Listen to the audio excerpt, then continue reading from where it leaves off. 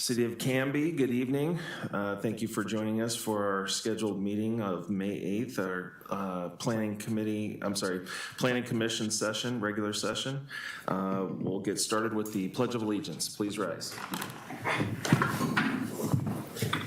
I pledge allegiance to the flag of the United States of America and to the republic for which it stands, one nation, under God, indivisible, with liberty and justice for all.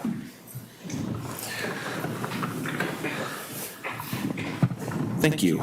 Our first consent item is to review the March 27th, 2023 and April 10th, 2023 draft meeting minutes.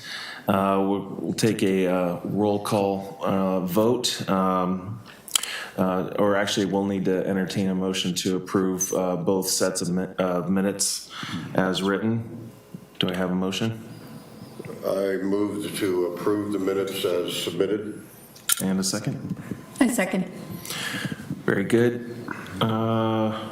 Okay, so we'll start with Mr. Hutchinson. Aye. Mr. Llewellyn? Aye. Aye. And I approve. Aye. All right, 5-0 to approve the meeting minutes for March 27th and April 10th as written. Moving on to the next item, which is our citizens' input on non-agenda items. This is an opportunity for members of the public to address the Planning Commission on non-agenda items. Each person will be given 3 minutes to speak. Staff in the Planning Commission will make every effort to respond to the questions raised during citizens' input before the meeting ends or as quickly as possible thereafter. You may speak on agenda and non-agenda items via Zoom. To participate by Zoom, please send an email to publiccomments@cambyoregon.gov no later than 3 p.m. on the day of the Planning Commission meeting, and provide your name, the topic you'd like to speak on, and your phone number. You will receive the Zoom invite by email. Do we have any citizen input? Hearing none, we'll move forward to new business. There is none. So moving on to the public hearing. The public hearing item noticed for this meeting, 4th Avenue 5-plex City Files DR 23-01 and VAR 23-01 will be continued to a date certain of Monday, June 12th, 2023. Next, we're going to move into the Planning Commission work session. The Planning Commission will meet in a work session to discuss the following items. And Dawn, do you want to introduce those items?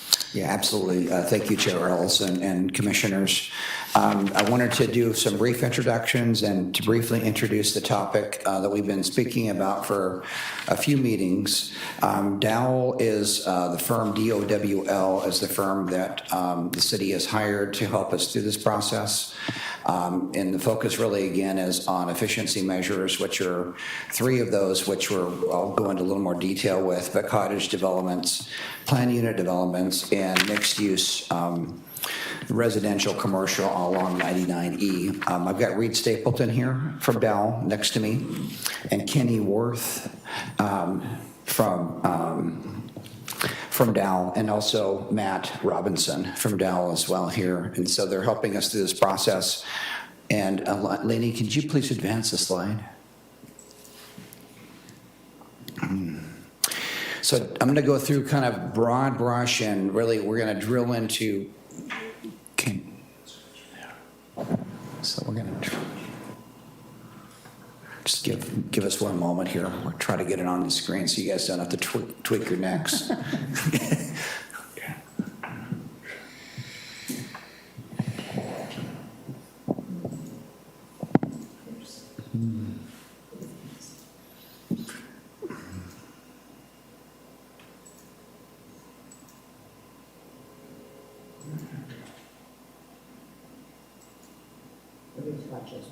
Take your time, Lainey. You're good. You're good. This one. There it is. Thank you. Okay. Great. Can you all see that now? It's a little small, I understand. So just some high-level background. back to that slide. There you go. We're good. So we're going to talk about housing in the city of Canby. In the really kind of the focus tonight is a very introductory discussion and looking at ways to increase affordability, and that would be in two fashions. Probably tonight is really more specifically about fee ownership, about personal ownership, although some of the examples will be rental examples. And this is really at the beginning of the process on these efficiency measures. And in context, as you saw when we did housing production strategy, and we went through a number of work sessions on those, these efficiency measures there are three of the strategies we've taken and brought into efficiency measures that were from those strategies. The idea really behind this is to create really the more affordable housing within Canby. It's a very challenging thing to do. You'll see some examples and case studies about what that affordability is. And we've done some indexing, and you'll see a thermometer that we have on one of the slides about what are the rates that people can afford with various incomes. And it is super challenging. So I think part of the objective tonight is to look at what kind of activity, what kind of development activity with cottage developments and planned unit developments in particular could provide a better variety of housing opportunities that would be within the target range of income levels within the city of Canby. So this is kind of a long-term look at this. The housing needs analysis will have these efficiency measures in them. When the housing needs analysis comes back to you for adoption, these will be in there as part of that. Part of the reason for housing efficiency measures is affordability. Part of the need for housing efficiency measures is that in order to do an urban growth boundary expansion, which our buildable lands analysis has shown that we are deficient. But even with the deficiency in your buildable lands analysis, you have to show efficiency measures, which means that you're doing everything you can to not have to increase your urban boundary. I think even with the efficiency measures, my personal belief is that there will still be some urban growth boundary expansion at the end of the day, because there's just not, we can't capture everything with the efficiency measures, I don't believe, by themselves. But the notion behind these is twofold. We end up getting more affordability throughout the city, and it also ends up using land more wisely and accommodates the population and the housing units that are forecasted over the next 20 years. Part of the challenge in our current code is we do not have a cottage ordinance, and we do not have a planned unit development ordinance that allows any kind of flexibility for a mix of housing product types. So that's part of the discussion tonight. In terms of how those fit into various zones, we're not ready to talk about that tonight. We're really just trying to frame up what are the types of these units that we could discuss, what are the costs of these units in general, to seek your input on your thoughts about the different product types, and to ask questions and to say, what would you like to see when they come back, when Dow comes back on June 12th. That'll be the second part of that meeting. We'll have the hearing in the first part, but there'll be a work session discussion on June 12th, and then the second part of that will be on July 24th. So the hope would be that the sessions that we have, those 3 sessions, set up a framework that allows us to then start to launch into code development. So this is we're peeling this back, and we're going to throw quite a bit at you tonight, but I just want to forewarn you, this is the very beginning of the discussion. We don't have any formulaic, here's what we want you to, consider as yes, thumbs up or thumbs down. It's more, it's a little more broad than that, about here's what's worked in some other communities in Oregon, and what would be helpful for you folks as we continue forward. So with all that said, I'm going to turn it over to Reed to launch us into the process, kind of this, and we'll have some examples as we get into it. Some of those examples at the very end are from Canby.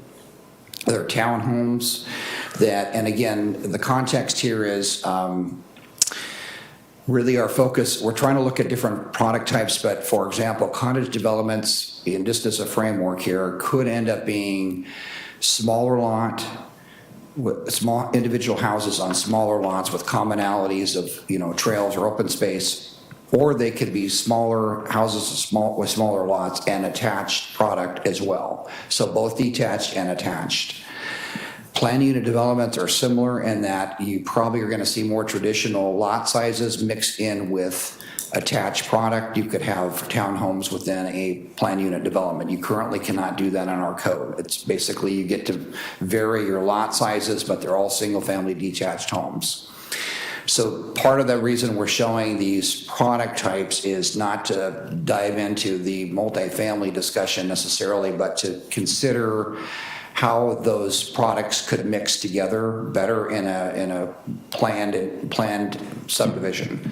We've not seen a lot of that in this community where I've seen it successfully done in many communities where you can have attached product. Across the street, you have a detached home, you have a smaller lot next to that, it all works. So it's really more about how do you plan property better in not having exclusionary zoning, but rather have it more integrated. I'm going to stop there and I'll turn it over to Reed.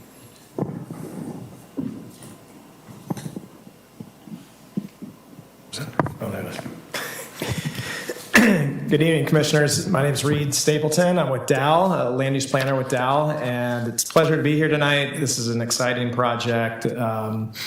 Housing is the issue all over. It's all over the West Coast. It's all over Oregon. It's in Washington. Everyone's trying to figure out how to adapt to state requirements and just the realities that we see in terms of lack of affordability.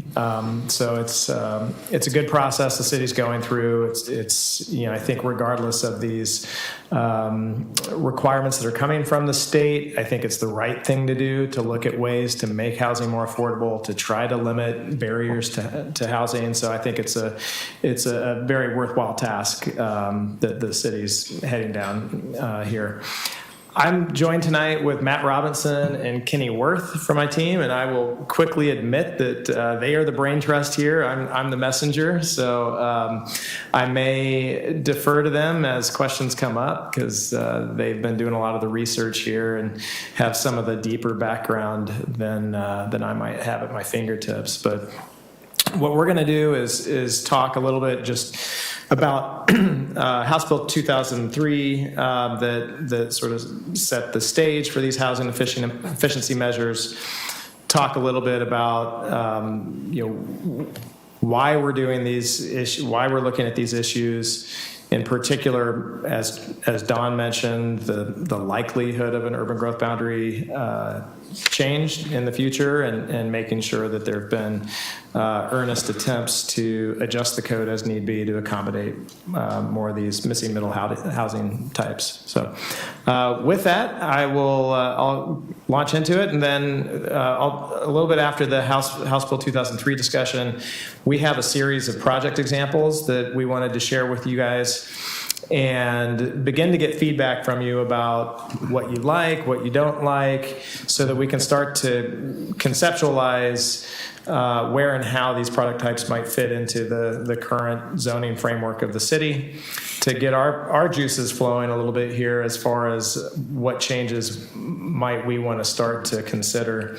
And like Don mentioned, we've got hearings we have 2 hearings coming up. Our thought is that on that next hearing on the 12th, we'll present some preliminary ideas of ways that the code might be updated, get your feedback at that meeting, and then on the 24th of July, come back with some more specific ideas. And hopefully at that meeting in July, we'll have a better idea of the specific scope of work that we would launch into as the next phase of the code updates. Lenny? Do you have it?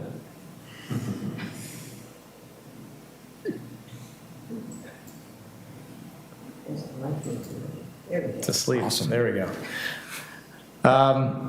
So just a quick recap. So House Bill 2003 required that cities with a population of 10,000 or greater outside of metro have to conduct a HNA every 10 years.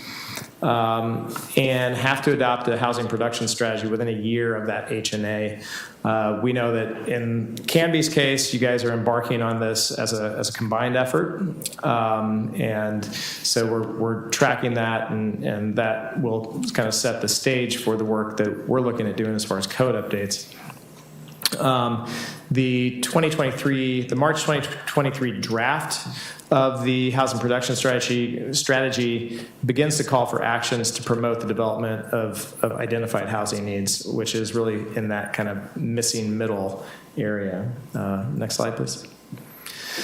So when we talk about missing middle, I don't want to belabor this. I know that this has been the topic of discussion in previous sessions, but we're talking about the middle between what is your standard single-family detached housing that you see all over, and what is the more intense mid-rise and kind of high-density apartments. It's that area in between, which includes, live-work units, townhouses, bungalow courts, which are kind of similar to cottage clusters, courtyard apartments, triplex and fourplexes and duplexes.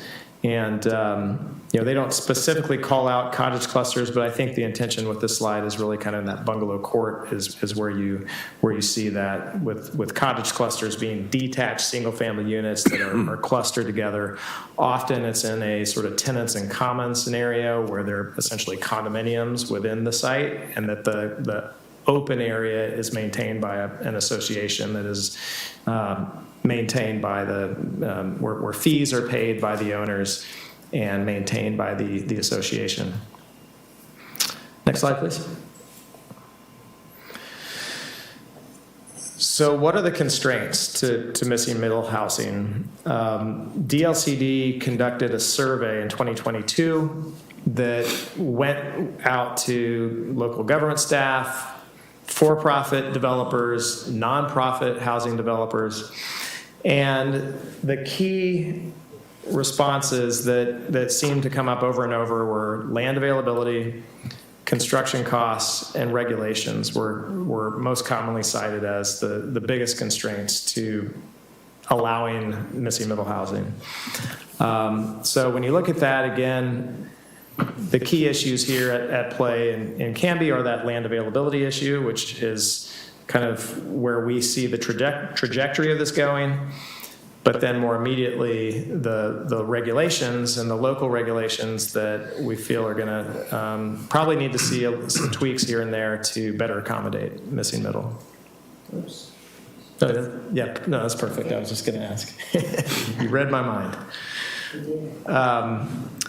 So again, in that same survey, there were a number of options that could be identified for barriers. And these are the ones that were identified as, quote unquote, extreme barriers to allowing missing middle housing. High construction costs, limited ability for low and moderate income buyers to compete in the market, high cost of land, again, often direct result of supply issues, high costs of skilled labor, in particular in the last 4, 5, 6 years, insufficient workers in skilled trades, high construction costs, kind of a recurring theme there, lack of available buildable land, high cost, limited supply of construction workers, again, common theme. Development just not keeping pace with population growth, and lack of larger sites, and developers aren't able to build enough that's needed and affordable. So just a lack of supply there. Next slide, please. So this is a slide you may recall from one of the earlier hearings on the housing production strategies, but we thought it'd be worthwhile again to show it before we launch into some of these examples, just to kind of remind the commission here of what are some of the benchmarks in terms of what particular professional and labor force demographics are capable of affording. And actually, on this one, Don, when we're looking at the maximum mortgage, I'm not sure what the mortgage rate was when this was connected, but that's obviously. It's a factor, Yeah. Reed. I think really, again, we're looking at the standards in the industry, which is that, you're looking at your income, and then the maximum you should be spending is 30% of that on housing. And it is a yardstick that is important. I think housing prices are obviously influenced by, the mortgage rate. To your point, Reed, I think that's important. I think this still, gives an idea, and this again would be an individual. I mean, again, if there's a couple or partners that are together, obviously that would soften the blow. But it's important, I think, as we start to walk through these examples and kind of the shock factor about even small product is not cheap. So that's going to be the message you're going to see in a moment. Yeah, and I think the price points that we will run through on some of these project examples would have been taken probably around the same time as these mortgage benchmarks were identified. So I think they're probably reasonable corollaries. Next slide, please. So our team has identified 6 projects in the general areas of similar communities of similar scale, generally speaking, and product types that fall in that missing middle realm. And we wanted to walk through that with you. We've got a project in Silverton, Oregon, Gresham, Springfield, Oregon City, Wilsonville, and then just kind of for kicks, we threw one in from White Salmon, Washington. It's kind of an interesting one, and I thought we'd share that as well. Next slide. So this is a project in Silverton, Oregon. It is a cottage cluster project, single-family detached homes that orient to a courtyard pathway that kind of meanders through the sites. If you flip to the next slide, there's more there. You can see it's a kind of a craftsman-style product. Fairly small to modest-sized single-family homes, and you can see that there are a collection of garage structures that are available that are also detached from those homes that can be accessed and available to the residents. Next slide. So to give you a sense for the densities that this project attained, the site was 1.4 acres. There were 11 units that were constructed here. Those ranged from 800 to 1,500 square foot per unit. They were single family. They are single family detached, and they're structured as a condominium project. So at 11 units over 1.4 acres, this was roughly 7 units or so per acre.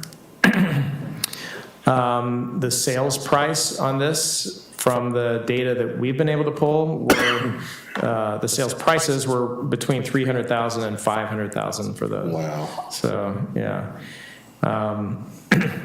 So and you'll see that although the density was maybe more than what you might see with a single family standard project, the price points were still pretty high in this. And in most of these cases. Next slide, please.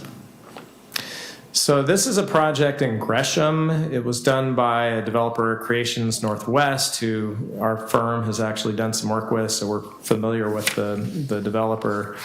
It was built in a transit, a zone that the city actually no longer has, as far as we know, a transit low-density residential zone. Because of the bus corridor that is on Powell Boulevard where this is. And it is a collection of townhomes. And then in addition to the attached townhomes, there are some tiny homes that are a part of this that are in that approximately 500 square feet each. These are all for rent products. If you go to So the just next. before you advance, just, Yeah. it may not be super obvious, but if you look on the slide on the left, and then you look all the way on the horizon, that's where the tiny homes are. So Right, just one, yeah. for orientation, which is shown on the right. Yeah. So just Yeah. like how that's laid out, because you're seeing a lot of townhomes in that front view, but they're in the back there. Yeah, thank you, Don. And you can see them a little bit better here on the right, the collection of the tiny homes. And next slide, please. Yeah, next one, please. Thank you. Yeah. And then, so you can see here the site where the townhomes and the tiny homes are is a little over an acre, and there were 24 units that were constructed there. And the townhomes range from 1,200 to 1,500 square feet. The tiny homes were just under 500 square feet. And this is all a for rent product. The townhomes are renting for approximately $2,250 for a 2-bedroom, 2-bath. We haven't been able to get the latest on the rental price for the tiny homes. It is an interesting concept. I think we've talked a little bit. We were talking a little bit earlier with Don. I think with a trend more towards multi-generational housing, I think products and projects that have the ability to do tiny homes and ADUs is an interesting way to have the opportunity for aging parents to come and live on the property. And so maybe something that the city wants to look at moving forward. And I know that this may be out of the box a little bit, but I just bear with us for a moment on what Reed just said. And in terms of a generational kind of thing, probably not people in this room that would be thinking of this, but your kids and their kids. And, let's say they buy a townhome, and their kids, they become empty nesters, and their parents want a place to live. And so you could have a townhome with a tiny home behind it, which could be your accessory dwelling unit for your mother-in-law. It's a different concept of thinking about things. Again, we're not promoting that necessarily, but I want to give that context of, there are some inquisitive looks on, I'm trying to read what you guys are thinking, but just to explain that a little further. Good. Thanks, Don. So the next case study it's a townhome project in Springfield called Townhouses on 5th. It's a fairly standard townhome project, generally kind of a craftsman style. And you can see the front facades, and then more of the pedestrian streetscape in front to the right. Next slide, please.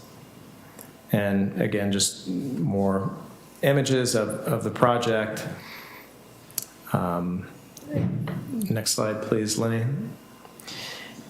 And this project was constructed on about 1.6 acres. There were 38 units that were constructed. So when you look at your densities, you're roughly in that 24 units to the acre zone. This is a for rent product, and the townhomes rent for about $1,500 for a 2-bedroom, 1.5 bath. And it was constructed in the R3 zone, which is a high-density residential zone in Springfield. And the units are approximately 860 square feet.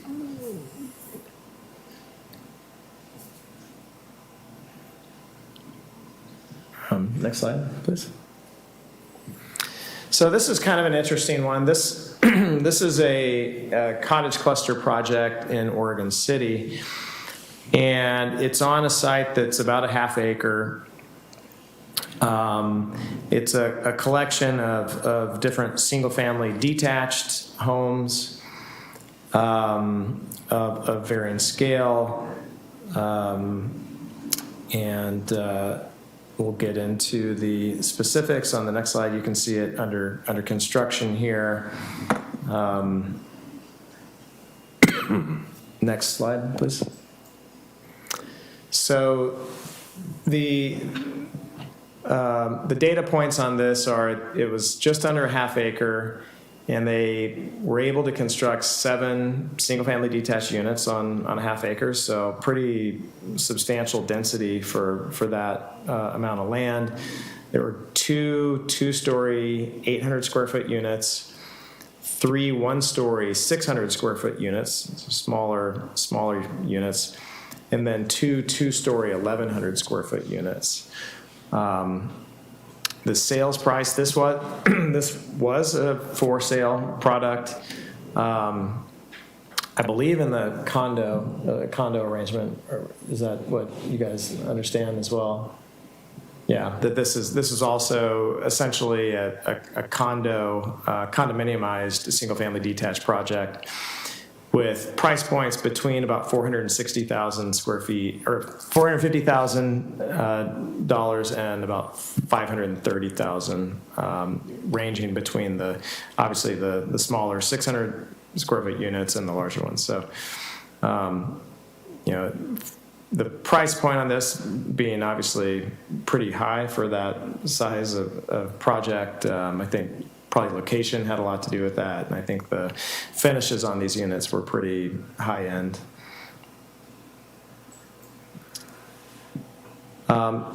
So the last example we had here that we wanted to share is Fir Avenue Commons, which is a project in Wilsonville. These are of the examples that we have. Actually, sorry, this is second to last. Of the examples that we have, these are the largest of the cottage clusters that we have as examples to share. These units are just under 2,000 square feet each, and they're arranged in what you see as maybe a more traditional cluster pattern where it's kind of a horseshoe shape, and the units are loaded. Vehicular loading is from the back, but the fronts of the buildings kind of front onto this courtyard that is has common space that's accessible to all the units. Next slide, please. And you can see here how the courtyard is arranged with a pedestrian pathway around and play area in the middle, and the units all, again, kind of in that sort of Northwest Craftsman style product. Next slide, please. So on this project, the site was about 1.2 acres, and there were 10 units that were constructed. So looking at roughly 8 units to the acre with this project, and the sales price on these homes was between about $500,000 and about $672,000 on this. Again, in Wilsonville. And then this is the last project we have to share. It's in White Salmon. This one was designed by a residential master plan designer named Ross Chapin, who has some notoriety as being kind of a cutting edge designer of missing middle housing, particularly in the Northwest. It's a collection of cottages, and then on the perimeter, there's a row of townhomes as well that you can see. You can see how they're oriented towards the center of the property, and then there are a few larger cottages that are kind of off on the side that are larger units with a little bit more private space. Next slide, please. So if you look, you can see 8, 17, 18 all have a little bit larger lots, larger lot space around them, with the townhomes off to the right. Next slide, please. And for this project, the site was about 2 acres, and they were able to build 18 cottages and 10 townhouses. So, about 14 units to the acre total for this, with the cottages having a pretty broad range of smaller 540 square foot 540 square feet per unit. And then some of the those ones that I pointed out, the ones that are a little bit up to the top, a little bit larger units, a little over 1,500 square feet. Those were granted, this is in White Salmon, so we're in kind of a touristy area here. So those were fetching some larger price points, up to almost 900,000 on that particular, for those particular units. But with some of the smaller ones at slightly over 400,000 for those and for the townhomes. The zoning is two-family residential, R2, and there was a multifamily overlay that allowed for some of this as well. And the cottages were built. The cottages were built about 12 years ago, and the townhouses were more recent, about 6 years ago that those were constructed.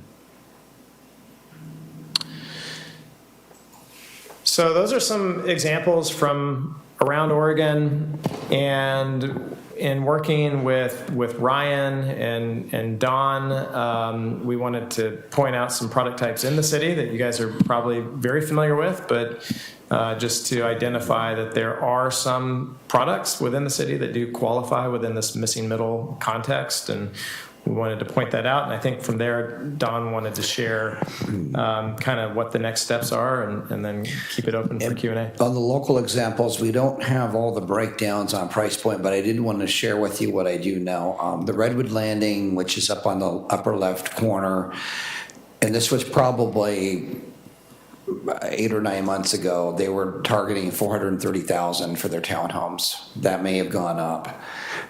The one to the right of that is the third, fourth, which is Jason Bristol's project. I don't have a price point for that. And then we have Emerald Gardens and Pine Place as well. So those are kind of, again, we're looking at both smaller lots and attached product. I guess that's really the focus here on this cottage, the concept of cottage developments and planned unit developments, mixing in smaller lots and attached product in probably both those scenarios. So PUDs would probably, the differentiation would be they're probably larger. They probably have more larger amenities that they have, and whereas cottage developments are smaller. Many of the examples that Reed showed, I think, would be more cottage than perhaps PUD oriented, but in both cases, really the objective here is to try to get to a more reasonable price. I think part of it is the city has a limit of control in terms of, market price. We just do. Part of that, though, is creating incentives to allow developers to do things that they can't currently do. Really kind of aspirationally, why are we doing this? Well, we're doing this so that generations from now, we still have families that can afford houses in the city. Because I think we're seeing a pretty stark situation where if there's a lack of that product, either rental or fee ownership, people are not going to move here. We have situations where the school population is flat right now, and if that trajectory continues, I think you will see fewer families, fewer kids, aging population. In addition to what the state is trying to promote, which I think is important, your family, your children's family, having that ability to have multi-generations here that could afford houses is really the target. I think part of that is the state's kind of pushing it back against kind of, design elements, but I think we clearly want to include those, until we're told otherwise. I think it's a delicate balance, though, to try to find that target, Is there any data on any of the examples that you have on the demographic that have purchased these properties? or occupy these properties? I'm not aware of it. I don't know. Do we have any anecdotal information? We could certainly look into that and maybe come back for the next hearing with anything we can. It's just, it's hard for me to swallow, Yeah. 500 square feet and a family. Yeah. You know what I mean? Yeah. Yeah, Like, exactly. Well, and I think part of that is, I would say that it's a great question. I think, there could be a variety of that. I mean, really, it comes down to what you can afford. I mean, I'm not saying 500 square feet is attractive for a family, but would that be attractive for, a couple? Mm-hmm. If they couldn't afford anything else, I mean, that's kind of where we're at. Mm-hmm. So you want to advance the next slide, Laney, please? So really, I think for tonight, again, it's quite broad. I think really it's trying to move the needle towards more,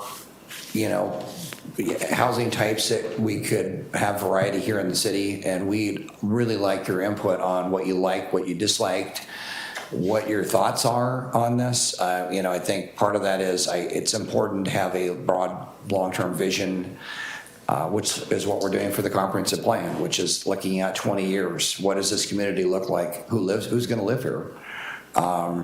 It is kind of stark, though. You're right. I mean, maybe, for example, we know there's some developers that are interested in doing cottage developments in the special area J area that has not been brought into the city. I think those would be more like, in the 1,000 to 1,500 square foot lot, or 1,000 to 1,500 square foot homes on smaller lots. Back to your point, Chair Ellison, versus 500 square feet. So more in what you would traditionally, whether it's 2-story or 1-story, smaller, about half the size of what you probably see, you saw in the market 5 years ago, which was they were all 3,000 square feet with huge garages. That trend is gone based on what people can afford, and so that's kind of where we're at this point. You're seeing people going back to living with less, perhaps, because that's what the market is. So with that context, I think it's really about us trying to craft something, and if there are other examples that you feel we should investigate. What I did want to point out is, I think reverse engineering is really important in this situation, and finding out this looks like it would be something we want to consider, but I don't want to lose the perspective of what are we trying to achieve, which is what is the price point, and again, I think these are pushing the edge on some of that, which is is that affordable? Well, it is to some. Yeah, please. So when we're talking a third of income, we're talking a third of gross income pretty much for a housing price. So $2,000 a month, $72,000 a year, right? $2,000. And I don't think I saw a $2,000 a month product up there. All right. We're missing a big sector. I mean, I don't expect this to be all of the conversation, but we're missing a big slice of the pie. I mean, the prices on those detached homes is, my goodness. I mean, I'm having a hard time reconciling that as affordable, but I'm old and I've owned my house for a long time. I'm paying less than $1,500 a month on a quarter-acre lot. So it's like, I don't know where to go with this, but it's like something that I talk with the other people at work all the time, that their kids just don't have any place to live, and they're making okay money by the standards that we made money when we were their age. There's just nothing for them. And, the kind of options that it forces on people or denies people to not have a place to go, is rough. I'm doing pretty well. I mean, I'm doing better than the engineers up there on the scale are, because I'm a union trades person working for a big city. But I mean, $72,000, my gosh. There's a hole.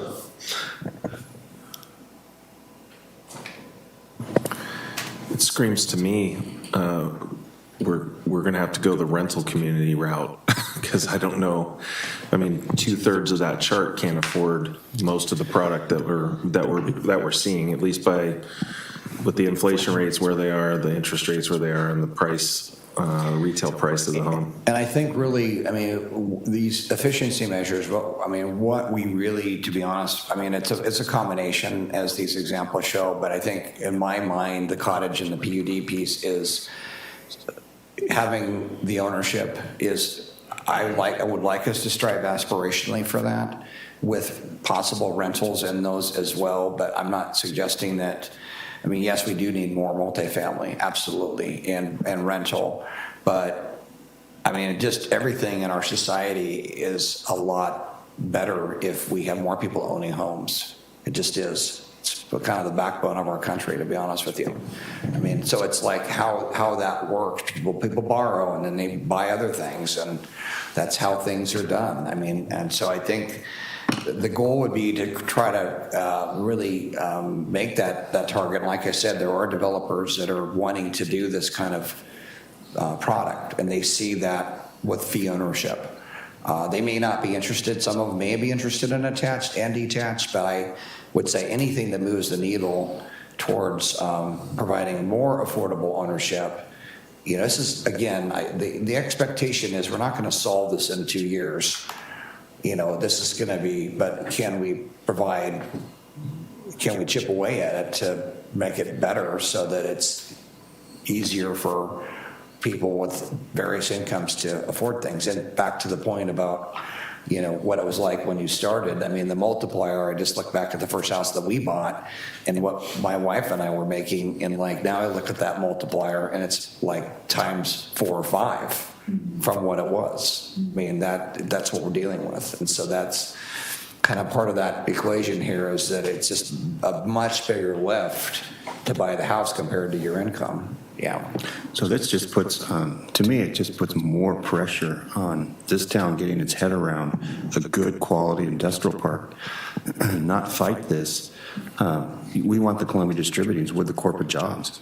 We want, we want corporations in here, manufacturers with good paying jobs. And I think it just puts the heat on that. So to me, this all ties in together.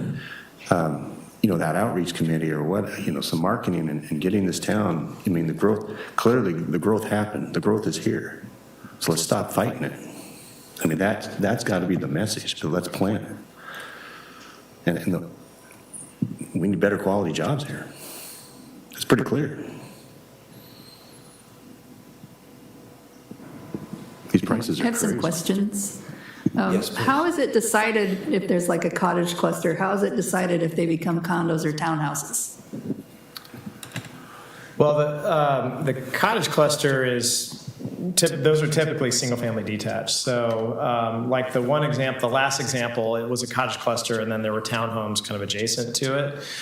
So typically those cottage clusters are single-family detached structures that are kind of organized in, sort of a cluster. But didn't you show a cluster that was a condo? Did we have I thought the first one you showed, you said it was a condo. Can you run back? Yeah. So that was my question, is just how do you decide? Is it only if they're attached that they become condos? No, because townhomes are attached. So how does it? They were condos, but condos meaning that you don't own the land. You don't own the land. Yeah, I know what that means. Yeah. Okay. Sorry. Yeah.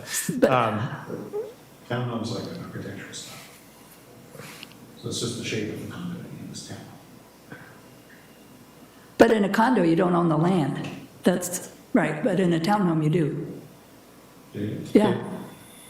So I was just wondering how you decide which way they go. As a fee simple. Right. Exactly. Yeah. Sorry. One more, if you could go back, Lenny. Anyway, I don't need to belabor it. I was just curious how it's decided when a cluster or a complex or something, how is that decided? Does a developer decide that? Yeah, becomes a design preference. It could be a zoning issue. I don't know. I don't have all the answers on each of these. What the calculus was that drove the developer to, come up with the program that they did. Okay. Yeah. And we would largely, Commissioner Jarosh, we'd largely treat them similarly. I mean, I think what's interesting about those is they start to blend and become kind of gray, because you could have townhomes that are fee ownership, Right. but they may still have a commonality to them, although they're not a condo. Right. I mean, this is where it Right. gets kind of strange. I mean, Yeah. it's like I think part of that is we're just looking for like, the ability to have more tools in the toolbox, so to speak, to trying to figure out what would be the incentive, where could that go in the city? Yeah. And we're not there yet, but what types of zones would that this would be like, you're allowed to do it in these zones and under these circumstances. And so this is the very beginning of peeling that back.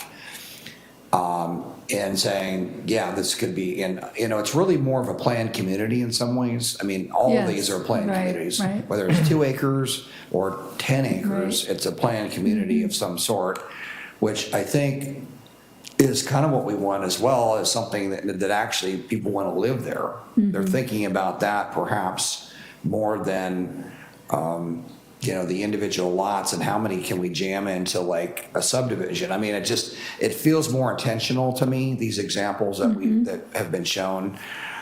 And like really kind of considering like, if you want it, would you want to live there? And again, the context here is not whether we would want to live there. The context is would people come and move Right. here that would be more the demographic that we would be hoping for, out in the industrial park or wherever, that would be continuing to live here in this community, and providing that. What we see pretty often also is sometimes if there's a mixed-use overlay or how I think the example in Gresham, I believe there was a requirement for multiple housing product types, and so it was actually kind of zoning driven to provide different types of housing, townhomes, single-family detached. So we see that pretty commonly where if there's a mixed-use zone, that the zone pushes towards having a diversity of product types within that, particularly if the developer is going to try to like avail themselves of a density bonus and that sort of thing. So there sometimes are kind of carrots that are laid out there in the code to for the developer to grab a little bit more density if they do a diversity of product type. So it's nice to see the examples of the ones that are done right. I like that. Thank you. Yeah. And we all know of some local ones we would say maybe not so much, like McMinnville and Malala.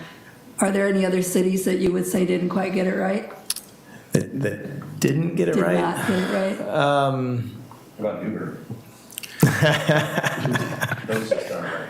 Oh, I thought that was McMinnville. Is that I know which ones you're talking about. Which ones are you talking They're about? right on the bypass or the, Oh, yeah. on the bypass. Oh, Looks like a yeah, prison. Yeah. Anyway, Yeah, I don't know about. be nice to see some of the other examples. Yeah. So we know we don't want that, Right. As far as examples that are good that we didn't mention, there's a project out in Newport called Wilder that was done by a woman named Bonnie Sirkin. We've done a little bit of work with her, and she's got a great vision for the property, very kind of mission driven about providing housing for working people in the city of Newport who are looking for a foothold for that first home buyer. That's a really nice project, and maybe an example of one to look at as well. But I don't know. I want to see some that aren't so good. I want to see the other side of the spectrum or Yeah. middle or something. And that's what we're trying to emulate, is the good ones, Yeah. the code that emulates the good, I Okay. mean, this is the problem, is some of it's even subjective about is we all like different things, but I think part of that is just, is it a quality place to live? Yeah. And, feels like, yeah, I could see, maybe I would be 30 years younger, but I would live there, I mean, I don't know what that is for everybody, but just, I'd love my daughter to live there and my son-in-law. I mean, that's the perspective I think of this is, you know, just that quality piece. And so I think maybe the part of the question is, would the good examples here be something we could start to maybe drill down further into? We can get more information on price point, et cetera. Would that be helpful? I mean, what would be helpful as a next step here? Well, I think in the town hall meetings we've been into, from this just my perspective, most of the people are talking about money and affordability. They're not talking about quality. That's what I'm hearing anyway in the room. How can I afford to live here? So I love these examples and I live in them, but I don't think that's getting to what. Well, Russ Chapin's development's out then, because that's the $900,000 one, but that's the one I like. That's the one I thought that was so cool. But that's not what we're hearing, at least in the small Right. town hall groups. But the zoning particularly is what seemed the most Yeah.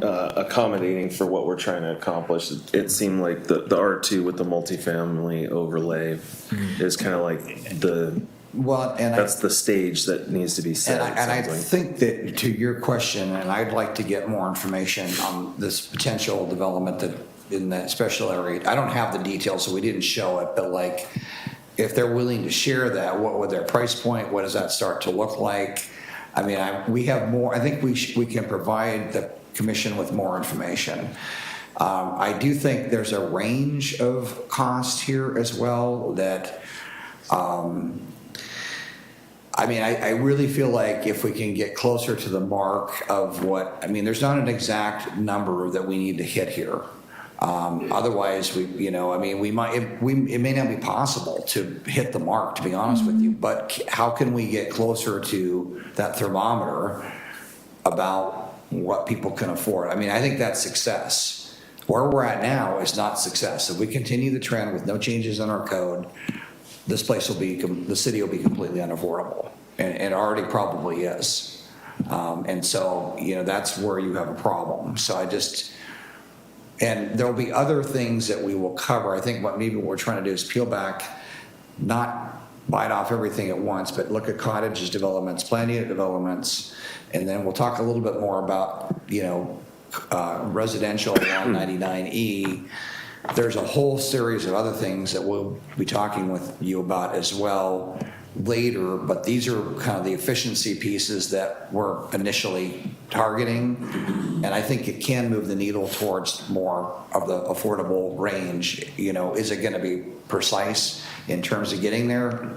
I don't think it will be, but I think the a la carte piece of, like, when we get into the code on things like our standards, they will make a difference. And my hope is that we could say, well, yeah, this is the price point here. If you add this, it's even less affordable than it would be without that. But that's such a hard thing to capture because, I mean, every quarter your prices are increasing. So it's like you're sure that one cottage cluster for $457, you know, entry price sounds attractive by comparison to what our median sales price is here today. But that, who knows when that price was relevant, and is that price even relevant for that same product 6 months from now? Hell no, it's not. You know, it's like, so I guess defining what is affordable is kind of like, this whole thing seems almost impossible to achieve. I mean, it's like, okay, we can find products that are going to historically be less expensive than a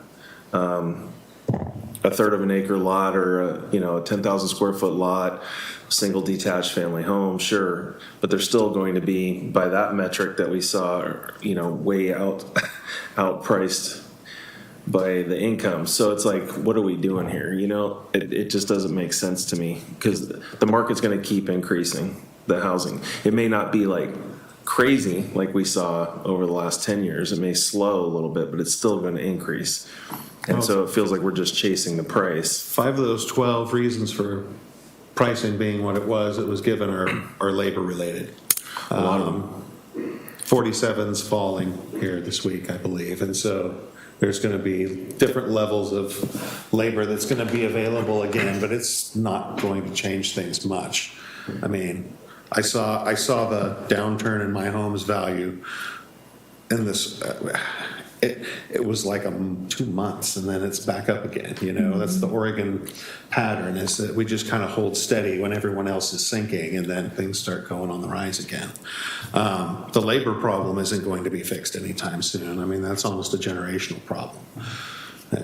I have a hard time getting my head into the ownership game, thinking as a young person working for what you can work for today. And I appreciate all of these things, and again, I agree. I'd live in any of them, honestly.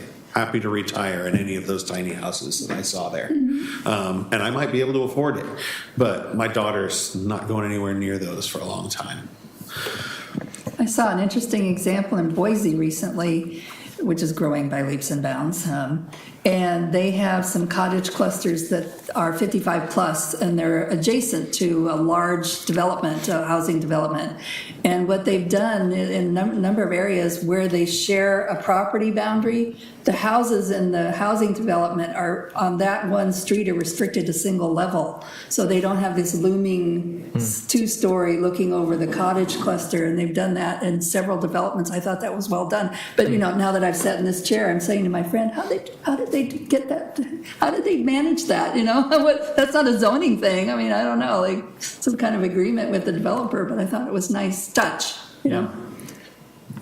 I think, you know, back to the commentary, I think, is it something we can solve by the city's influence alone? I would agree, we can't. I think what are we tasked with doing?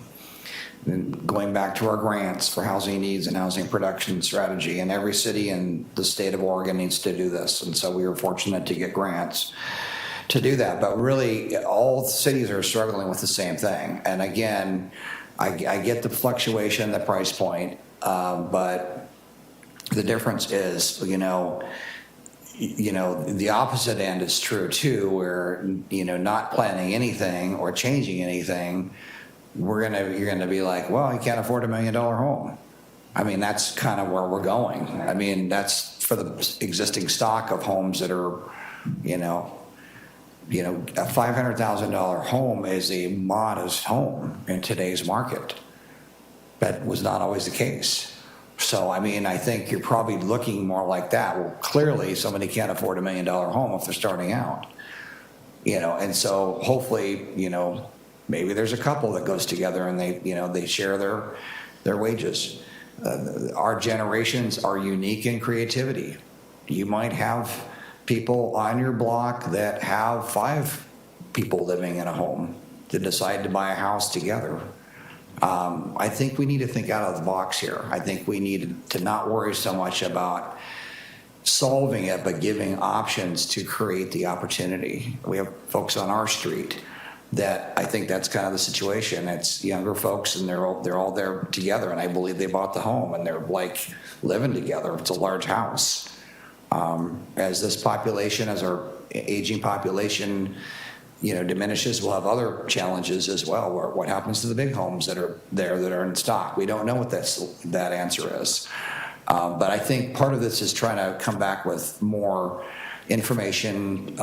Again, I think we can't say, yeah, we're going to create an affordable right at the target range, but can it be better than it is now? That's the target. It's not that you don't fail by not achieving anything. I mean, if you achieve something, you're successful here. These are why we call them strategies or efficiency measures in this case, if that makes sense. It's not a pass or fail. This is about it's better. I'm all for adding everything we've seen today. I'd like to see more. Is my only criticism is that's what I'm talking about with the whole is I think this is all great. I mean, it's definitely a sector that, I mean, you know, there's a lot of space for innovation all the way down, and I haven't seen anything that I didn't like here.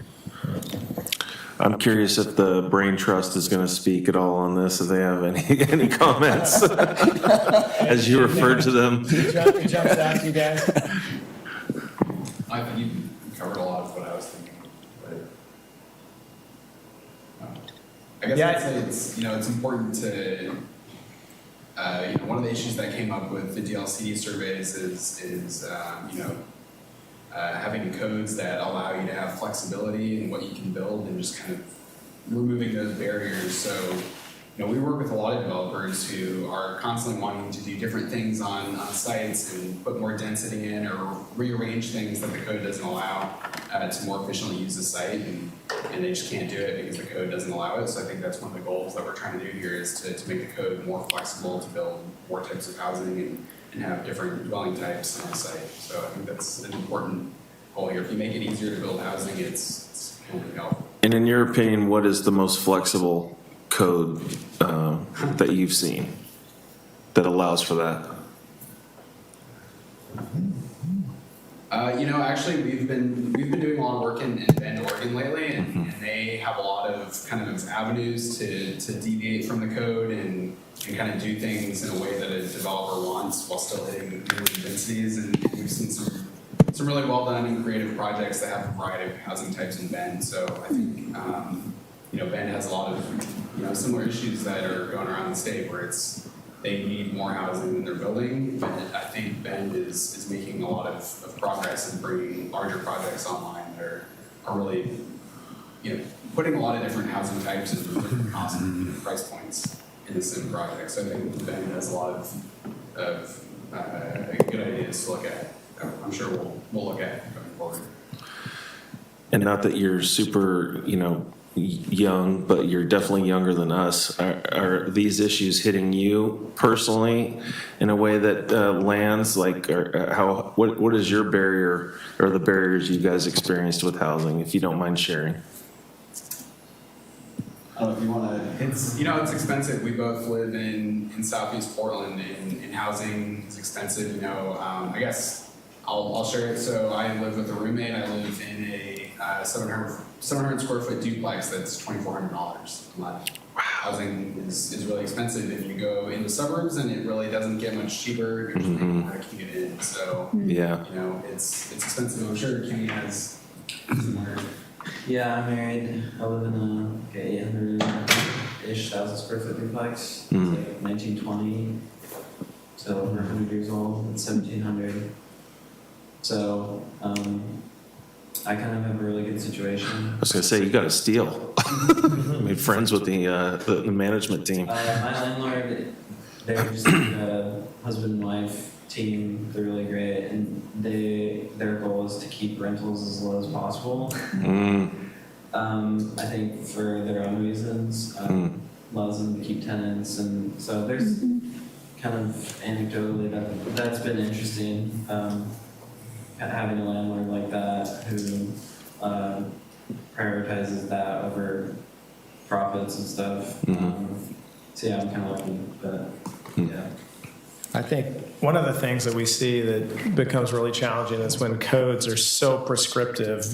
These are inherently kind of fluid projects. You're trying to adapt around these maybe oddly configured parcels, and sometimes when you have codes that are highly prescriptive about how much of the how wide the structure needs to be and how far it can be set back, and do they all have to be alley loaded, and when you start adding one requirement after another, and if you have to deviate from those request modifications that have extremely onerous criteria, it can become extremely hard to execute those projects. So I think that's another important consideration, is to make sure that there's the avenue for these things, but not to try to place them in such a rigid box from a design standard perspective to make it either extremely expensive to hit all those things,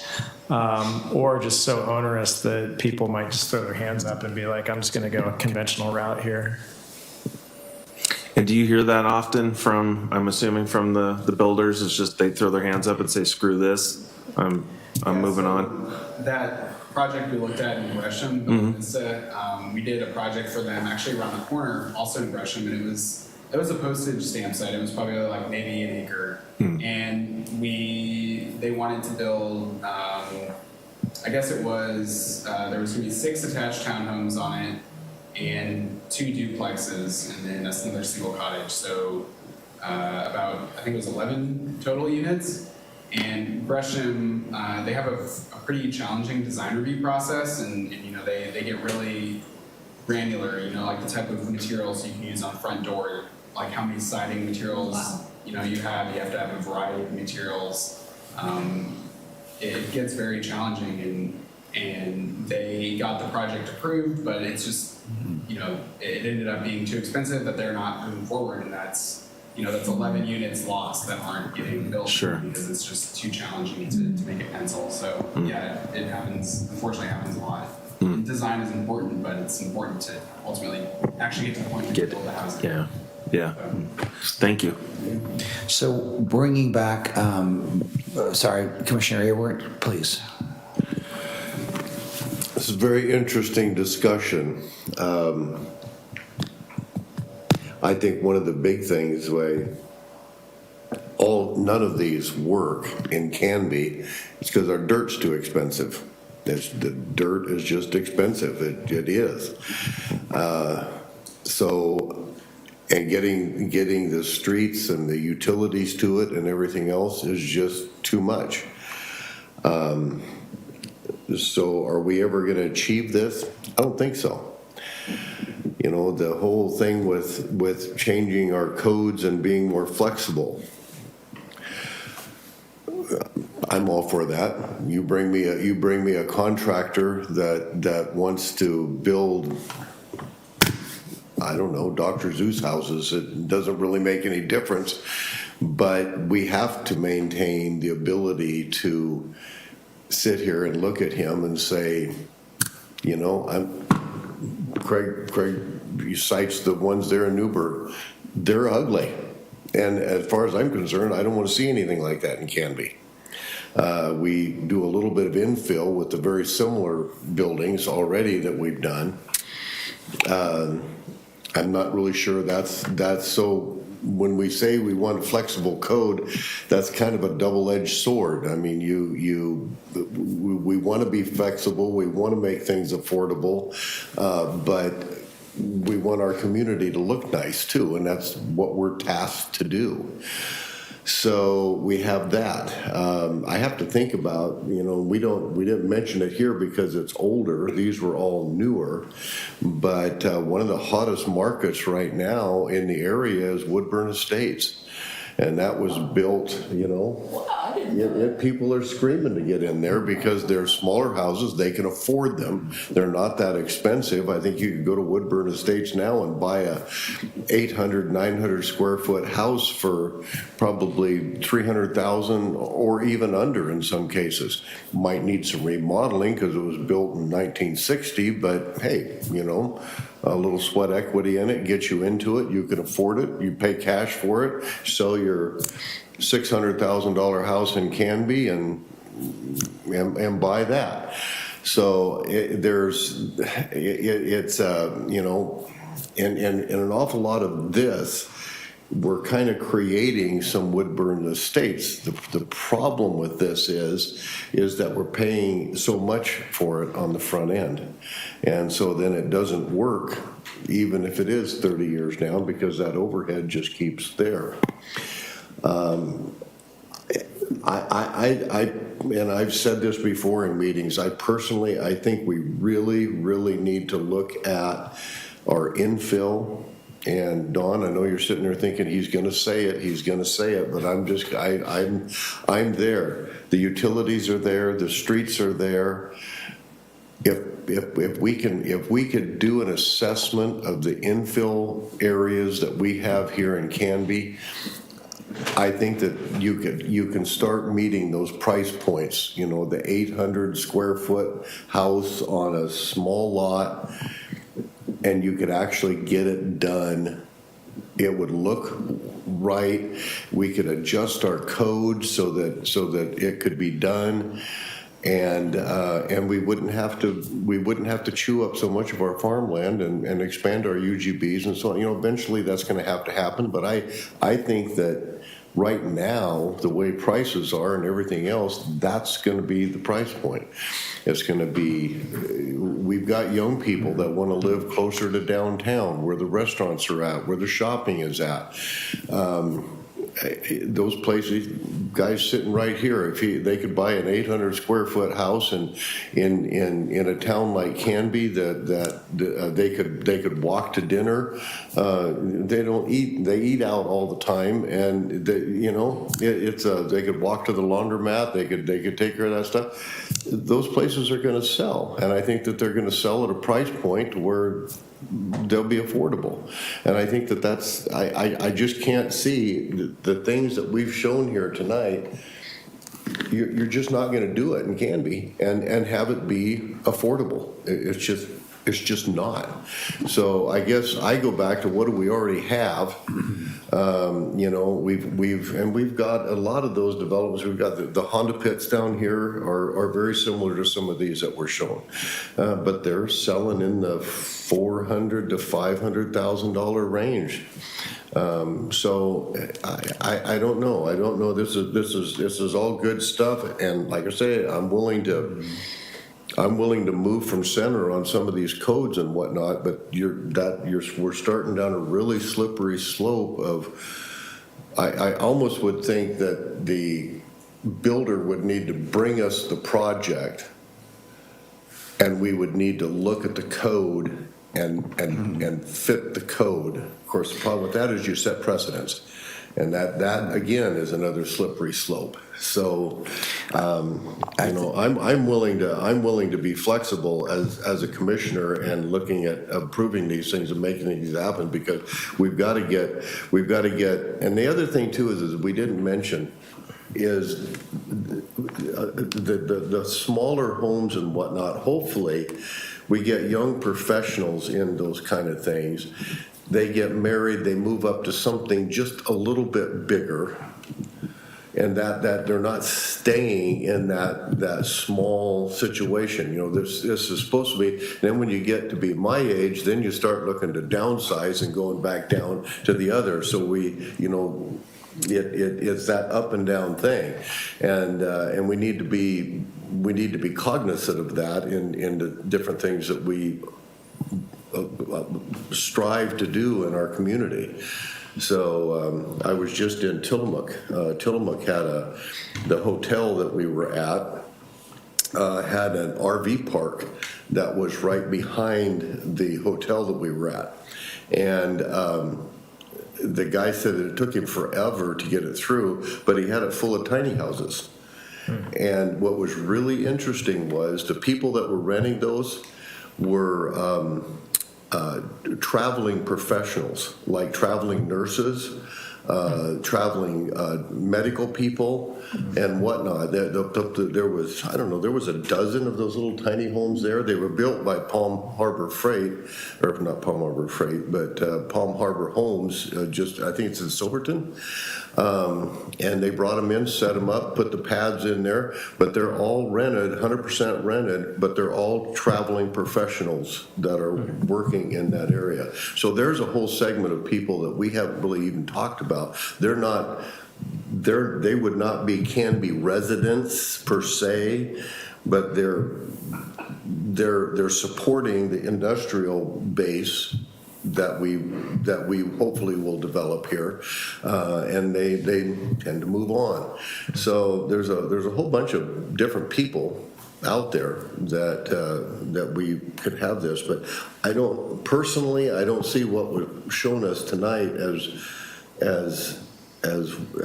working. I mean, a lot of that we already have zoning for. And could I comment?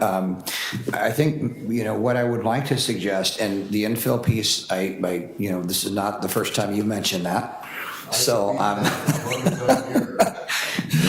I think we could come back, and this is my suggestion, I think we could come back with some more information on cottage, slightly different thought process, and we talked about this before, under the umbrella of cottage, which is more like an accessory dwelling unit, but come back with some discussion about infill. The challenge is, I mean, obviously that's been included in our buildable lands assessment. The challenge with that is how many of those properties are going to convert over 20 years? What is that percentage? It's probably not going to be super high.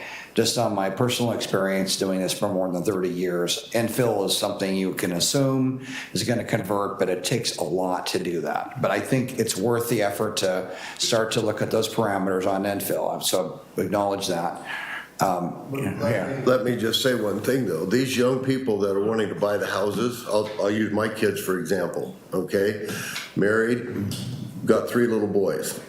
Now, they could come in and they may not be able to really afford one of these big houses, but if it's got a big lot and they can sell that lot off for 75, maybe even 100,000 and still make the thing workable, they're gonna pay that against their mortgage, bring that mortgage down, then they can afford that bigger house, and we've just created a scenario. I think that's a workable thing. So, you know, you or I might not want to divide that off, but I could sure see these young families going into these older homes that we have that have those huge lots and making that work, because they're gonna piece that off and pay that mortgage down.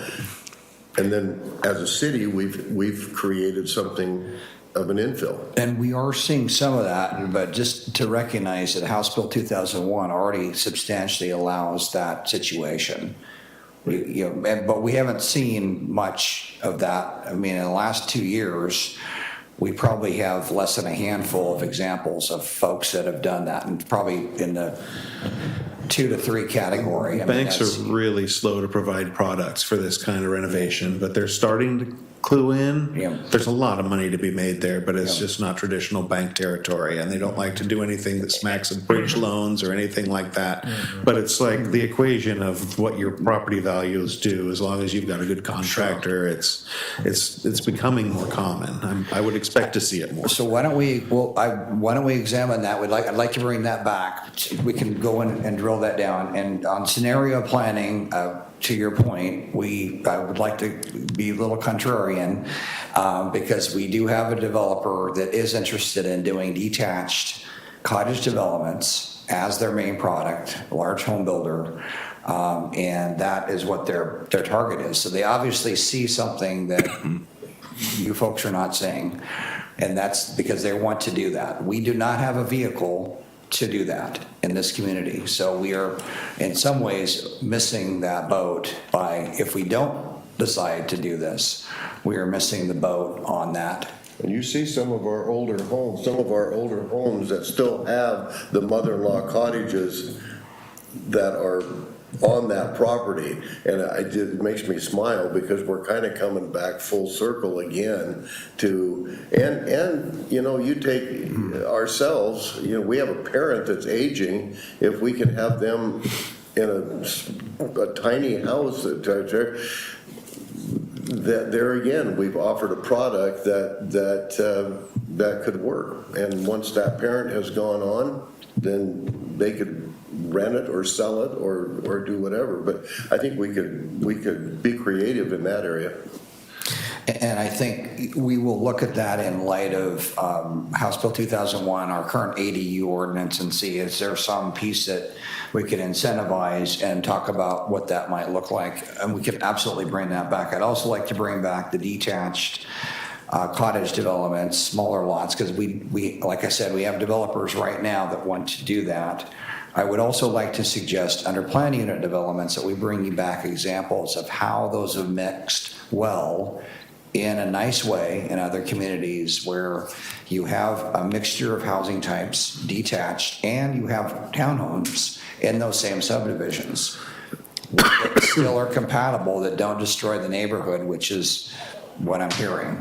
So I think those by themselves, again, it's cumulative, and there's other strategies we haven't even talked about, which, again, all these strategies for the housing production strategies are going to have to be implemented over 8 years. These efficiency measures are a mechanism for us to look at opportunities to reduce the expansion and, like you said, infill, but I also believe that the smaller lot cottage detached is in fact going to result in more affordability and those things that we're trying to achieve. And, again, does it solve all the problem out there? No, but it chips away at it. And that's really the goal here. Commissioner Hutchinson, did you have something to add? I was just curious, I assume that as part of adopting this into the code would be trying to figure out some balance between the square footage of the units and the lots and how that would change, whether if you had 2 or 3 units on a smaller lot versus, a bunch of them in a cluster sharing a more common area. Do you have any takeoff point for that discussion, just for curiosity's sake?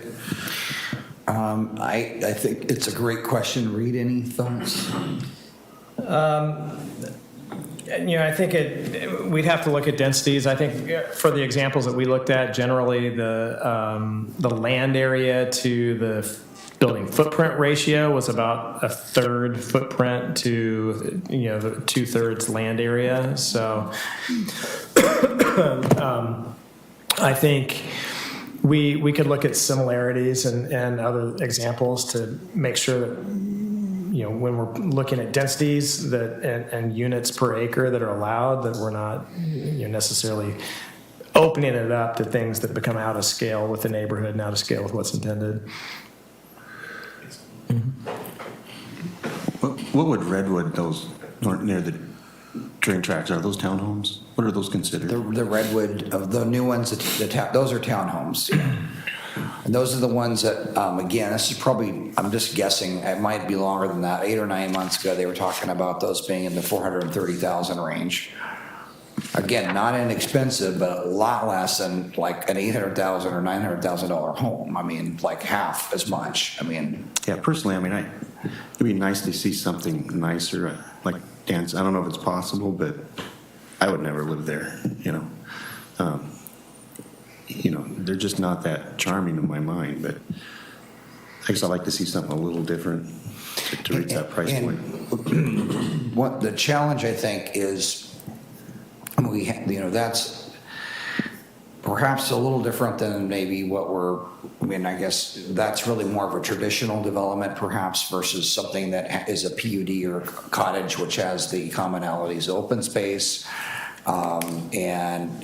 It's kind of designed in a way that is more visually attractive. And again, I'm not wanting to ding at all the design of those, but they're street loaded projects versus these cottage developments that may or may not be. Obviously you have to have a street, but they have more. Sometimes they face each other, and they're just laid out differently. I think that's part of it. But one of the issues with that cost of construction is that you head towards rectilinear forms as you have fewer skill-leveled employees, and as materials get more expensive, the more interesting your architecture gets, the more you burn through materials, the more you need, frontline craftspeople working at this sort of thing, and the shortage of them, piled on top of the shortage of supplies or gouging or whatever you want to look at it, profiteering or just inflation. The reality is that, if we try to keep things inexpensive, it tends towards simpler designs and maybe more of a reliance on landscaping when it comes to that sort of thing. And I think as we get back to it, a lot of it is how much do you accommodate parking, garages, and storage. I think can have a big difference on how these units turn out. And I think that the one thing I'm thinking as you were speaking is,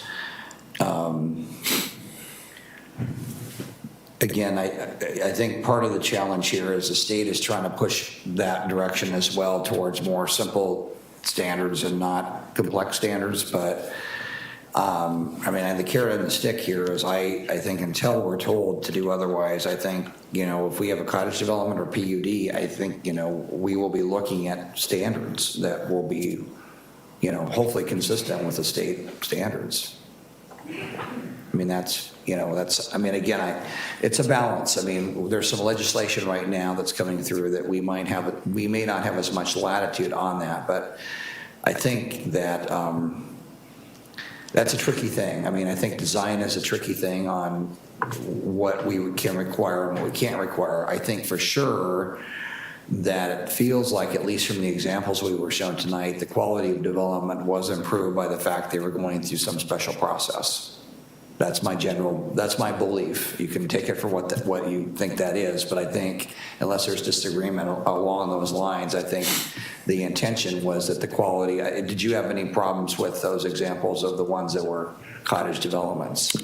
No, particularly Russ's, good old Russ, that guy has it going on his design standards for sure, but his price reflects that too. Yeah. So I definitely see what Commissioner Hutchinson's saying is that, the more complex, the more bougie the price goes up. You tend to get much more plain, no frills. And I think that the more multifamily discussion will come later. I mean, it absolutely is integrated to some degree in this unattached product if you're gonna mix them in on the cottage and PUDs.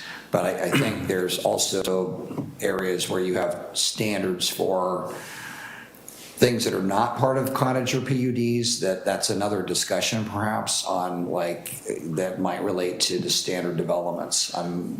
My hope is that the target here, and I know we were talking about infill, we'll totally explore that and what that can achieve, but larger greenfield areas that are not developed. So I have two questions for you. Yes, please. So kind of dovetailing off of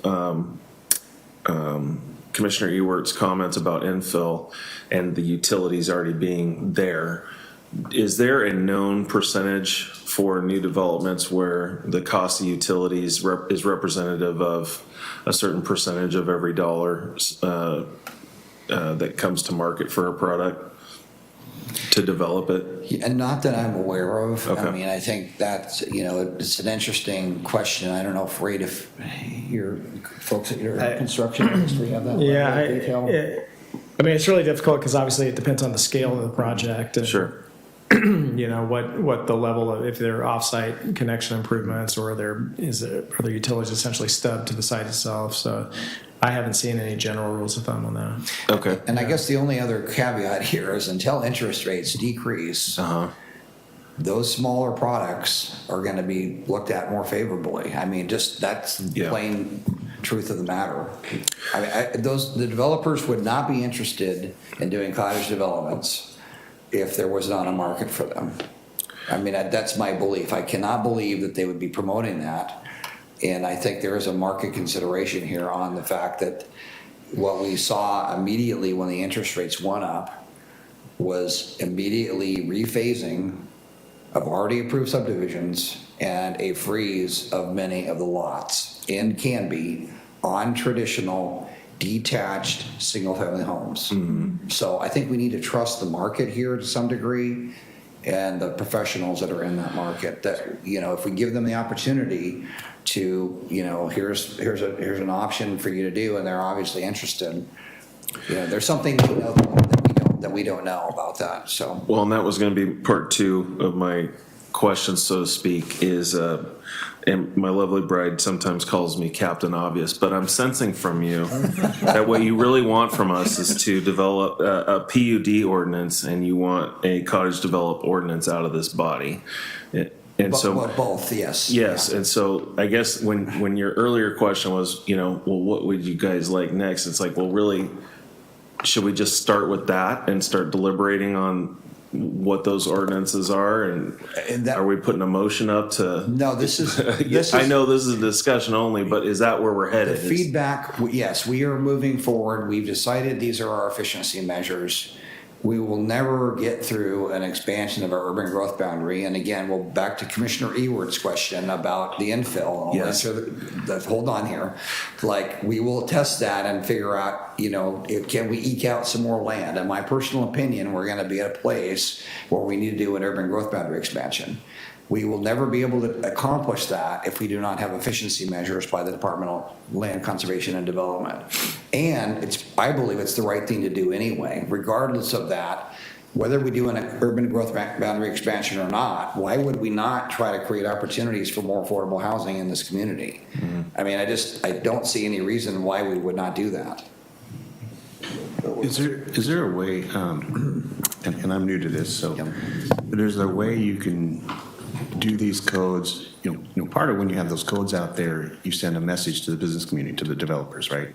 And so is there a way to do it, the code is X, but if you bring us the right idea, we could change it to Y and go project by project, and this body would have control?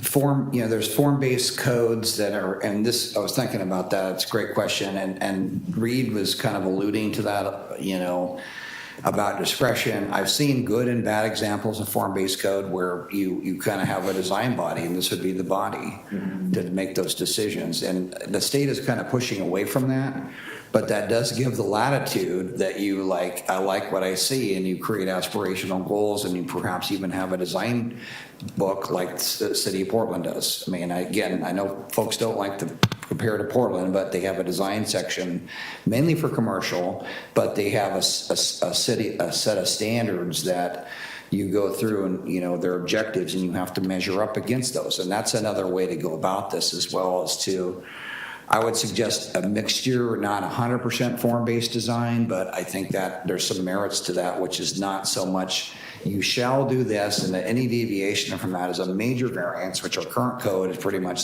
set up that way. And planning, to be quite honest with you, is just not black and white like that. There's very little in planning that's like you set a standard 20 years ago, well, it probably is going to be tested over some period of time. So it's helpful to have some fluid nature to that in this process. And I think as we start to walk through that, we could figure out what those areas would be. What things are we willing to say, yeah, we're willing to consider that, but you've got to provide these things that make it look good. And that's how some communities deal with this. They have a design committee. I think the Planning Commission could serve as that body. I would be in favor of that. I think that's the flexibility I would look for. I know from my personal experience, just being shut down, no, you can't do that, I think sends the wrong message out there. But Commissioner Ewan, I do agree that, we don't want this to get out of control either. So there's got to be, I'd be for that. Yeah, and I think we could come back with some examples of that where there is more of that latitude. It's not a carte blanche, but there are certain standards that, and I'm leaning on Dell for this as I'm, suggesting this. Yeah, I think there's all sorts of ways to do that. I mean, we see codes where you've got kind of a prescriptive path. You can go down the prescriptive path, and if you cannot meet the prescriptive path, then you go down the alternate path, which would be what you're suggesting, Commissioner, of having a more subjective criteria and more guidelines that you follow, and then that'd be presided over by the commission, presumably. Yeah. So, yeah. We have creativity. I mean, I hate to send creativity down the road, but, it gives this body more authority, I guess, in a way, to look at. But maybe not as prescriptive as, let's say, Gresham, for example. Right. That sounds a little crazy to me. So I probably wasn't clear on what I was saying earlier, but that's I think exactly where we need to be if we're going to make this work. So what I agree with what Craig was saying is that I think that we just need to. It'll begin to be kind of a runaway horse in the beginning. We'll have to keep some tight reins on it, but I think once we work with it and experience how it's going to go and so on and so forth, that we could make that work. The other question I have is that some of these subdivisions that we've already approved, i.e. the 167 lots that's out here, I guess they just pulled permits for the first phase and just part of the first phase. Would it be advantageous at all to go to those people and maybe have them recreate the wheel to a certain degree? I know we've already approved it, but possibly they could, I mean, they own the land, they've got the land now, they've got to get it moving. Maybe we could work with them and do some of these cottages or whatever, condos or whatever, and So just pop not open have- R1 for it? What's that? Just pop open R1 for it? Carte blanche? Go for it. You know, I don't know. I don't know what it would take to make it work for them. They probably paid a pretty high price for the land when they bought it because things were up there, but we could possibly help them recoup a little bit and make what they've got work, rather than having a huge subdivision and, you know, open it up to some different things and at least let them know that it's out there, that we're looking at trying to make something work. I don't know, and there could be other subdivisions that are facing the same situation. I think they're in a patient developer mode there. That's the same developer that's proposing the cottage developments in Special Area J. So, I mean, so they are, I think they're playing the patient developer on Mark's Place, and it's a great question. I mean, and I'd be happy to pose that, but I think they're thinking the interest rates are going to come down and those will be lucrative again. And again, those are not in the affordability range, most of those lots. No. Those are the executive homes in town. Yeah. And so it's, yeah, and so that's what they found, I think, and so they froze those, but it was like, which is the other end of the spectrum, which tells you like, yes, we need to do something, I think, you know. They want to move that project off center. We possibly could work with them, and you know, I hate to say it, it could be kind of a training ground for us too, for the future. Yeah. So are you looking for a new zone, or are you looking for an overlay, or are you looking for just opening up zones for cottage clusters? And I think it's not something we've landed on. I think it could go a bunch of different ways. I think part of this is it could be an overlay on R1. It could be an overlay on R15. We're not really ready to dive into that in that level of detail. I would obviously think that as we go through the comp plan process, we only have 3 zones, R1, R15, and R2. We are probably missing a zone in there between R15 and R2. There's probably a zone that needs to be created. We have 3 zones, which is not very many in terms of a community. So I think that's a broader, there's new zones are probably a broader concept part of the comp plan process more so, but I think how that lands on property and under what circumstances that is allowed and what densities are allowed is part of that discussion. You know, I think that this body will be part of that discussion. I think right now we're just trying to frame like, you know, again, I understand this price point seems like a huge challenge, but it's like at least we are lower than like, you know, a new lot that they're frozen in time until the interest rates, you know, I mean, we are chipping away at some of that market. I mean, I believe that will end up helping. But there is that discussion that would need to happen. I think perhaps some of what Reed was talking about, you know, having both the prescriptive and the alternate combination path would be helpful in that dialogue, which then will ultimately get down to what zones would that apply to. And this dialogue will not be completed. You know, we're going to go June 12th and then July 24th. That's the framing. And then we're going to get into the nuts and bolts of this, like beyond that over the next probably 8 months.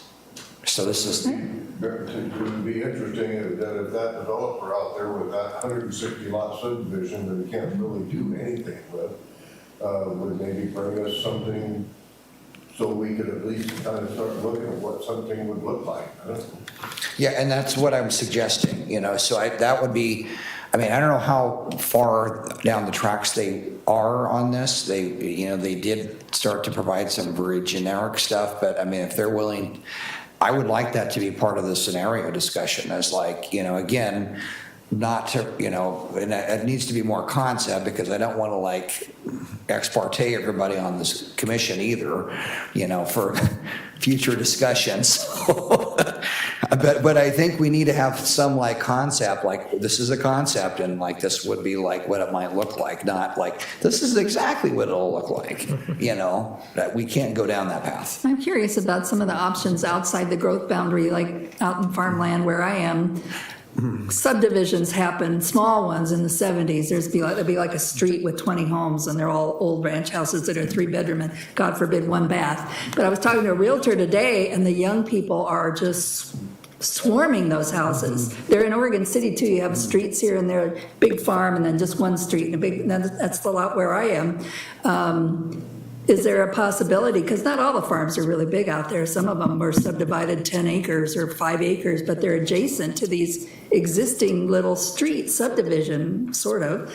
And is anybody talking about, bringing those lots, those farms, small, they're not really farms, they're like hobby farms, and that are next to, adjacent to those 70s little developments, and adding some out there, you know what I mean? Is that? And I mean, part of and I'm not sure exactly where that geography is, but part of our scenario planning for our comp plan will get into like both industry, employment lands, and residential lands, and what would make the most sense. And, if some of the tricky parts of this is if you have prior commitments, I love the idea in terms of like affordability, but the challenge is if you go into areas that are already developed, that becomes really difficult for those to see redevelopment of those areas sometimes. If that's the intent, it sounds like it'd be more like if we took those into the city, they would be already pre-existing. There's a little street that has Gotcha. 10 houses on it that was a farm subdivided in Sure. the 70s.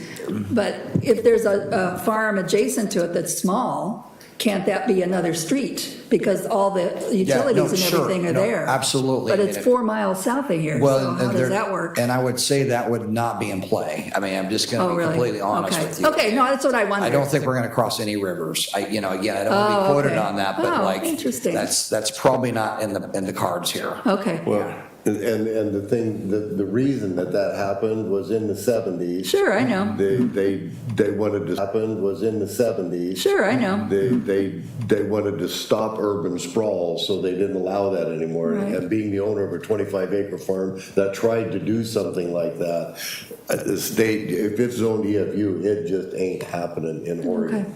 And so those ones that already were grandfathered in, you're right. I would imagine those kids would be screaming. They are. to I mean, get it's those places amazing the because they're- turnover. Whatever. 5-gallon bucket, No, it's that, but that's a state thing. So that we would have predated to the deal state. with. Right, Yeah, right, okay, the urban gotcha, growth okay. boundary. Yeah, but I think Right. we're going to be much more confined. I mean, like it's, Okay. if there's expansions, it will have to be adjacent to the city limits. We're not going to leapfrog, so it's, Okay. yeah. So I think I'm believing we have some direction here. Okay. So yeah, that'll be the first thing is infill. Once we've ruled that out, Whoa. I mean, once we've satisfied our reality, then yes, the 2 ordinances is what it sounds like, with options. R1 and hold a lot of tiny homes. Yeah. There's a lot of country club hate around here. I don't That's know. a whole nother discussion. Yeah, I guess so. So And it is too, is those little homes like that, I mean, there are several companies around that, we always called them pre-manufactured homes. They went from mobile homes to pre-manufactured homes. But you talk about keeping costs down. When that house is built in a factory, they do this in the Midwest and back east all the time, 2-story houses. Modular. Yeah, and they bring them in a package, they set them up, and the construction of those is actually pretty good. And so I could see if we're going to get affordable housing, I think that's how it's going to happen, is a Sears and Roebuck type house out of, that goes on a small lot that is affordable. And You bring a really good point, because that's a product that, even though we don't do, my plumbing company doesn't do residential per se, there's a company out there called Mods, and they literally build them in a factory, put them on a truck, crane them, and they just stack them like Legos, and we just connect the plumbing in between. And, you've got, 600 to 800 square foot blocks like that, and you can see an example of that right at the St. John's Bridge. There is a couple down there that we did, but that, I think, like a combination of that with living over retail, I think is going to also help quite a bit. And I've been looking up and down 99 through town, and I'm like, where would we put one of those, perhaps? And I think that, that part will come back as well. I mean, not maybe that specific example, but having retail, below and residential above, or side by side.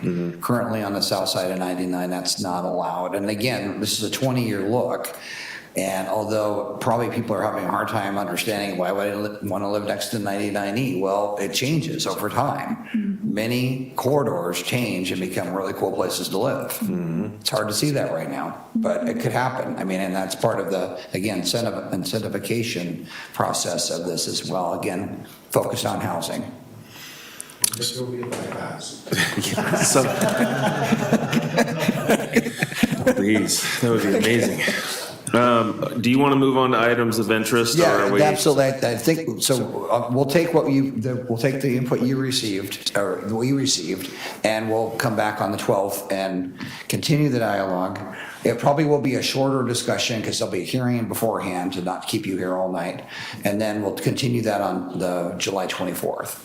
Okay. If that makes sense. Okay. Well, thank you, gentlemen, for sharing, and thank you for being here. I think that was pretty awesome to get your feedback, particularly the Bend product too, because I just happened to be going through there the other day, and I went, I wonder if this is what we're going to look like in 15 years or so. It's interesting because I have seen the different products that are there, and they're all kind of intermingling now. You've definitely got the Old Town vibe, but then some of the areas as it's starting to move to the outskirts of town, you're starting to see a variety of products all within the same few square blocks, but they have to build around the rocks. they do. I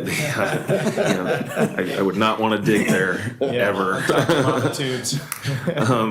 But yeah, thank you very much for being here. Thank you. This was great. Very helpful. All right, so items of interest. And I'll keep it rather short. We have Ruining my record of an hour or less. Jeez. June 12th, again, we'll have the hearing item, which is a fiveplex, and then we'll continue our conversation on efficiency measures. That's kind of the next major thing coming up. Comprehensive plan, just very brief update. There'll be another advisory committee meeting in August is the general time frame for that. There's a ton of background information being prepared right now. It's not all prepared at this point, but there'll be a lot of information. I'll continue to share that out as we get more of that information. One bit of success was the ODOT tolling. Just wanted to share that. So the ODOT tolling project environmental assessment for I-205, every jurisdiction in Clackamas County wrote a letter to ODOT regarding the EA and concerns. Canby wrote a 20-page letter with support. It was supported by DKS within that, dealing with a lot of concerns that we brought up other jurisdictions had equal concerns. The mayors had concerns. The state legislature got attention. That got their attention because they were involved in that discussion with us. And the governor decided to delay tolling until 2026 and to create a committee to evaluate issues within the Clackamas County area and mitigation specifically, and to reassess based on the input they've received. We'll have to see where that all goes, but it was a fairly significant move by the governor to halt what looked like was a train that was not going to stop. So that was I think that was a really good thing, because it does have a potential for being a major thing for Canby. Just the diversion and the percentages of trips going through was, in some of the intersection impacts were quite significant. So hopefully that will continue in that dialogue, and we'll see a reassessment of this for mitigation. I think the principal issue is that understanding that there's a need there and by the state for a number of reasons, but just also understanding it can't really be without appropriate mitigation. And so we were not the loudest voice in that whole discussion. There were many other communities that were also equally amped about the situation. And so I'm pleased to know that the governors set that aside. Awesome. And that was all I had, really, for updates. Very well. Items of interest or guidance from Planning Commission. Does anybody on this body have anything they want to bring forward? Did everyone see the large semi-truck issue on Ivy and 99 last week, was it? The semi-truck tore the whole side off the semi trying to turn there. So here we go again, that intersection. And it's all the wholesale nurseries that are out where I am that are bringing these big semis into town anyway. That intersection is something else. Tore the whole side off of it, the whole trailer. Wow. Cool. Yeah. And then they had to offload like 180 trees or something. It's all bad. Okay, well, yes, sir. Walnut Street? Oh, yeah. Yes, okay, I'll give you an update on that. The latest on that is ODOT came back and said they would suggest that the city pursue an indenture process versus an access process, which is a shorter process than an access process and a less expensive process than an access process.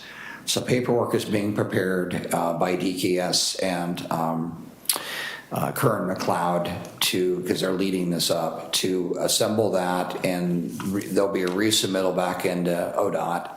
My understanding is substantially less timely, or substantially less time involved, rather, to go through that process to get through the ODOT permit process. I can't explain why they decided to do that after we submitted the access permit, but the good news is they are pushing for a process that's much quicker. Now that they're not focusing on tolling, just Walnut. Wait a minute, I'm hoping this isn't a quid pro quo. I mean, we'll give you this, we get that. What the hell? I'm sorry. Anyway, would any other commissioners like to comment? Anything? No? How about a motion? Move we adjourn. A second. All in favor? Aye. The ayes have it, we're out. Thank you, Canby.